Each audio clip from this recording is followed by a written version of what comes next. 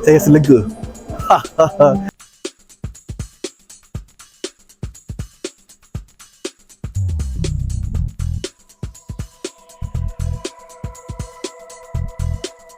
Okay, Assalamualaikum. Saya Azim daripada Warna Digital dan kami bertugas kali ini di event sekolah sebagai fotografer dan juga videografer.